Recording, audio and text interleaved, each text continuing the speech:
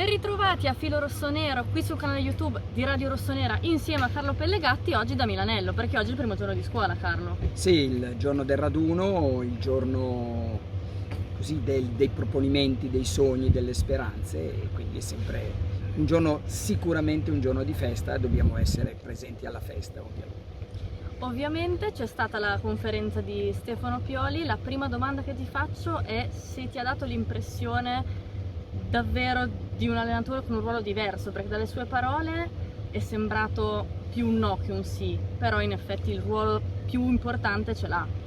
Più no di sì, perché sennò avrebbe fatto scendere il livello della sua presenza degli anni scorsi. Se avesse detto no, quest'anno è cambiato tutto, allora la domanda era: ma scusi, gli altri anni? E invece risponde dicendo che anche quest'anno si sente protagonista, quindi ha sottolineato la sua presenza anche negli anni scorsi. Pioli, mi è piaciuta molto la frase sull'esonero, perché ha detto vabbè, sì, io devo pensare all'esonero, già non è molto bello parlare di esonero il giorno del raduno. Carlo, ma quali indicazioni hai tratto sulla squadra che vuole Stefano Pioli? Una bella grande, voglio il numero 7, chiamiamolo per comodità, sì, che mi punti l'1 contro 1.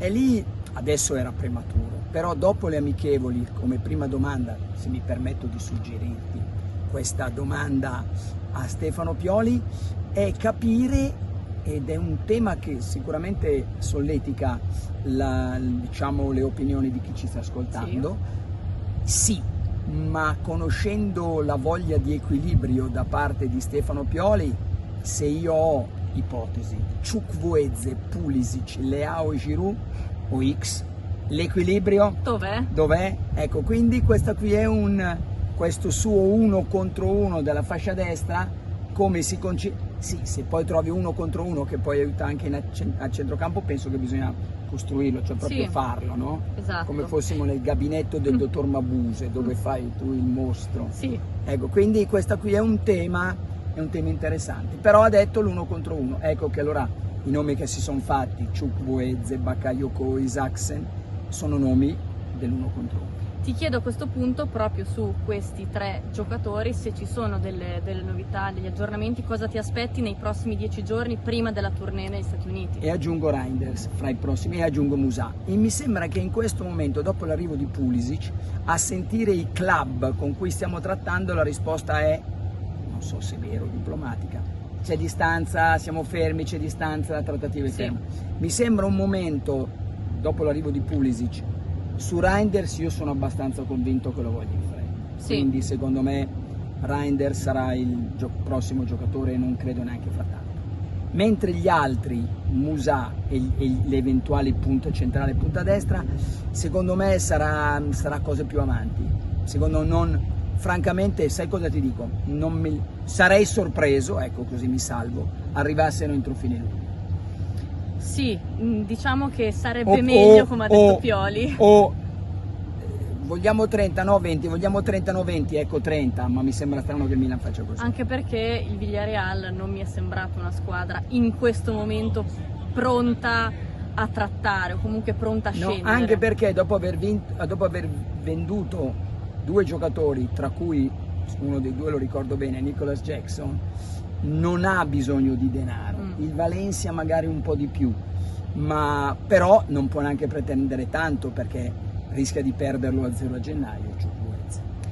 E poi Chukwueze bisogna capire, toglie un extracomunitario e il Taremi della situazione. Io spero di non prendere un giocatore reduce da un infortunio come Scamacca. Io te lo dico prima, poi me lo faccio andare bene. Io spero di no. Sì, voglio un giocatore di esperienza internazionale maggiore. È ovvio che la differenza c'è, quando l'esperienza è sempre importante. Sbagliare. Tra l'altro Carlo, Pioli diceva appunto che gli piacerebbe avere giocatori già sulla scaletta per Los Angeles, no? Credi che il centrocampo sia il reparto che ha più bisogno di averli subito?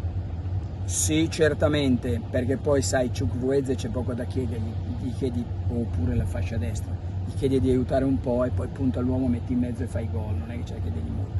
E invece sai Reinders che incomincia a muoversi, come si muove Leao, come si muove Teo, Reinders deve saperlo, deve arretrare quando salgono gli altri, e Reinders, Loftus-Cheek e lo stesso Pulisic, è importante che ci siano.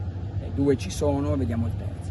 Volevo fargli una domanda su Brahim Diaz a Stefano Pioli, poi ho optato per altro. Per il futuro, bravo. Sì, secondo te come sostituirà questo giocatore? Ti aspetti più un giocatore alla Diaz o un giocatore quindi più alla Diaz, più che un centrocampista? No, sì, se rimanesse quel modulo. Un Pulisic, io mi aspetto Pulisic. Non dobbiamo però dimenticare che quando rientrerà Bennacer potrebbe esserci anche un Bennacer con Musà e Loftus-Cheek con il 10, attenzione, perché Loftus-Cheek con il 10 è tanta roba, quindi sono giocatori sia Pulisic che Loftus-Cheek che possono giocare insieme, ipotesi. Pulisic, Loftus-Cheek, giochiamo a Manchester, sì. Pulisic, Loftus-Cheek, Leao, X davanti, regge tranquillamente. Poi secondo me ci saranno tentazioni anche per il 4-3-3, ma è una mia idea. Infatti hanno fatto una domanda anche sui cambiamenti tattici, perché lui ha parlato proprio di un cambiamento che deve avvenire dopo lo scudetto. Non si è buttato via sui cambiamenti tattici, no. Non l'ha dato come cosa certa, però non l'ha esclusa.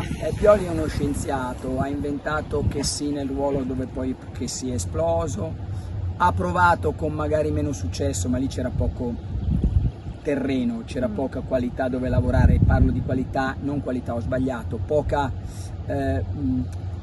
forma quando ho provato il 3-5-2, lì c'era pochi giocatori sul quale lavorare, non giocatori, potevi fare anche il 4-1-11 che non cambiava niente, e quindi non è gli piace rinnovarsi, dare stimoli. Mi diceva sempre Costa Curta ai tempi, quando hai un allenatore per tanti anni poi c'è il rischio che vai, non lo guardi neanche, ti metti tu a fare tutte le tue cose.